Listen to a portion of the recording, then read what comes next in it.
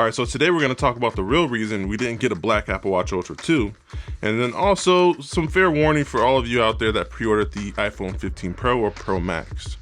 Let's talk. So like I said in the last video, a lot of us were looking forward to a black Apple Watch Ultra 2 leading up to the Apple event, right?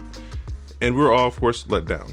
But I shared a couple photos to the community tab on YouTube. I don't know if you guys saw them already or if you've seen it anywhere else, but there are photos and reports coming out that the iPhone 15 Pro and Pro Ultra are having issues with their paint. So in the photos that I've seen, it looks like it's primarily affecting the darker color iPhone 15 Pro and Pro Max. There are photos of the natural titanium having the same issue, but it's a little less noticeable, and to me it looks like fingerprint grime that could probably be wiped off. But on the blue titanium, you can definitely see a little bit of discoloration around the volume buttons. It's a little bit lighter, and that leads me to believe this is why we did not get that dark color on the Ultra 2. Considering the demographic for the Ultra line, these are people that are a little bit more rugged, they're climbing mountains, swimming in the ocean. There's a lot more abrasion and rough scenarios that the watch is going to be in. And then naturally too, just average consumers, it's on our wrist, so it's always exposed. It doesn't have a case on it. You're bumping against door frames, hitting it against your car door, you're rubbing against the wall. There's more opportunity for there to be discoloration on the Ultra watch versus the phone itself. And I think this is why the color on the titanium products this year are a little bit more boring. A lot of the rumors leading up to the event for the colors for the phone were going to be like, this deep red, dark orange, these vibrant colors. And it's turning out that it's a lot harder to color titanium than we thought. So I was reading this article from BGR and I came away with some pretty good takeaways. So they're saying that the titanium on the iPhone 15 Pro line isn't all the way titanium. It's a mixture of titanium, aluminum, and vanadium, that word, one of those EMs, right? And also it's also known as Ti6AI4V in the industry. So it's like a titanium alloy. It's not all the way just titanium. So one of its key characteristics is that it has good corrosion resistance, but it is a little bit more susceptible to dents. So it's much lighter than the stainless steel iPhone 14 Pro models that we've had in the past, but that extra lightness makes it more susceptible to denting. So especially around the corners of the phone. So it's gonna be more important for you guys to rock a case on your new iPhone 15 Pro or Pro Max. But to be honest, I take that trade-off considering that one of the biggest gripes with the iPhone 14 Pro, the iPhone 13 Pro, as long as they've been having stainless steel in this new design, is the weight of the phone, especially on the Max. It's very heavy. You're in the bed at night, you're watching a video or something, you get that phone falling on your face. You know exactly what I mean. It feels like a ton of bricks is falling on your face. So the fact that it's lighter is a plus, and I'm not too mad about the extra denting because stainless steel also dents. It's just that the titanium alloy mixture that they have on the new iPhone 15 Pro line is going to be more susceptible to dents than stainless steel. And of course, Apple did try out different finishes for the iPhone 15 Pro line before settling on the brushed titanium look. They had one that was actually more of a mirror finish, and I'm assuming that it resembled stainless steel, but it was a super fingerprint magnet and also showed a ton of scratches.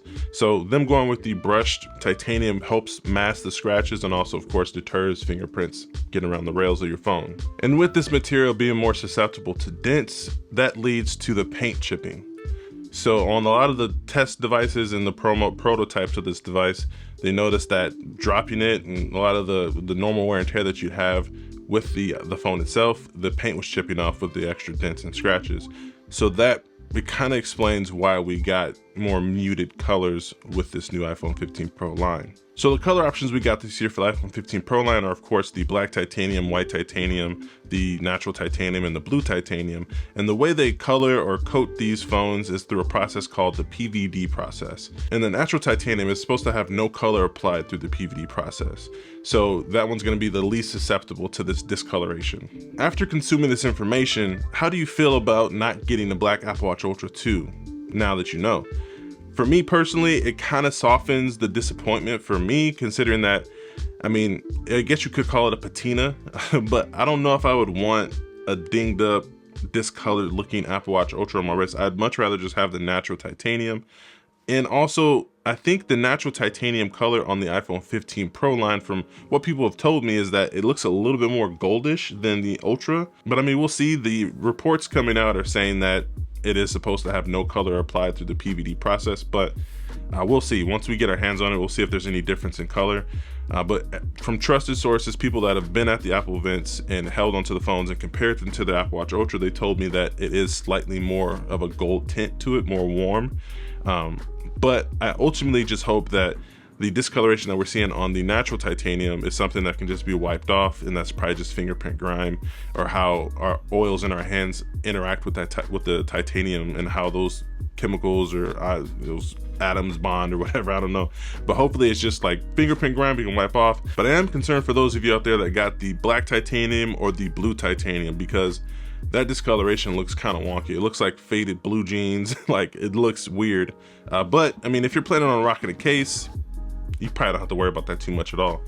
But what do you guys think? Does this soften that blow of not getting the black Apple Watch Ultra 2, or was the fact that we didn't get any other advancements for the, you know, battery life or health sensor tracking, any extra wow moments that we didn't get on the Apple Watch Ultra 2? Was that more of it, or was it the color? Because I know a lot of people out there in the comments and in the community were saying that if they come out with a black one, I'm gonna get it, regardless of what other features they have. I'm gonna get the black one. And the fact that we didn't get black definitely deterred a lot of people, and they were like, I'm out now. There's no black, I'm out. But now that I know why, I kind of get it. And I would much rather just have a normal titanium Apple Watch with this natural color versus having one that is all chipped up and weird and gross looking. But that's just me. What do you guys think? Let me know down below. But yeah, it's been a pleasure as usual. Look forward to much more content coming on all things Apple for at least the next few weeks before the Pixel event. This is gonna be a good time. But yeah, stick around. It's been a pleasure as usual. Thank you guys for watching. Peace.